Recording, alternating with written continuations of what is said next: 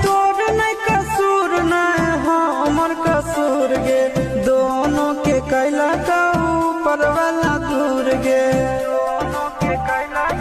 ए सोना आगे तोर नहीं कसूर नहीं हमर कसूर गे, दोनों के कैला का ऊपर वाला दूर गे। आगे आशीषा के छोड़ा के तो मिलम भी चिंटू या न जान से, आगे सोना चिंटू या न जान से। जोड़ी है बनावल भगवान के, दोस्त न है इंसान के, आगे सोना दोस्त न है